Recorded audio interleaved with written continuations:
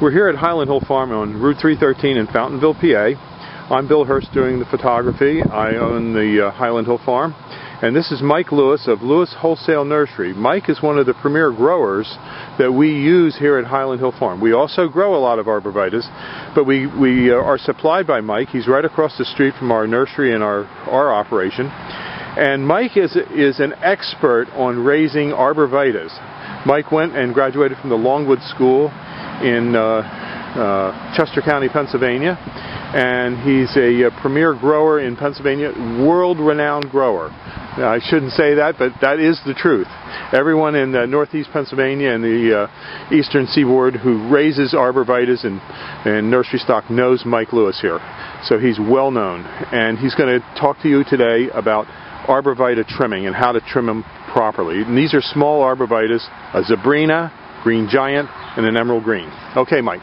All right, what you want to do with your arborvitae is, when you prune them, you want to encourage them to have a single stem. Just one stem coming up out of the middle, like right here. What you want to do is knock back some of these extra stems. Here in the Northeast, we get a lot of wet, heavy snow, and if you have too many stems, they have a tendency to pull apart. Most of the time, they'll spring back, but sometimes you might get some breakage.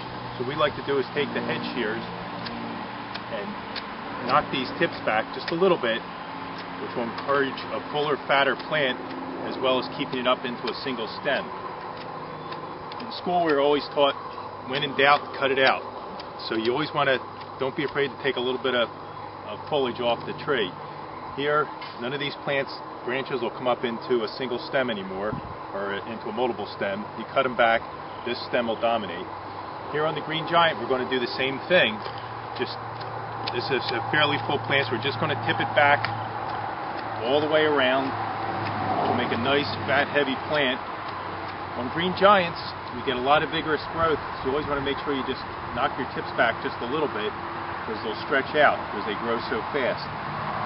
On the emerald greens, it's a much fatter, fuller plant, so you don't have to shear them nearly as hard. Just tip them back, go around the plant, and again, we have a couple little stems developing here. Just trim it back, so you just have one stem coming up to the top, and that'll make a nice full plant, which is what you want. Okay. That's it. Have a good day at Highland Hill Farm. Okay, thank you very much, Mike. We'll see you.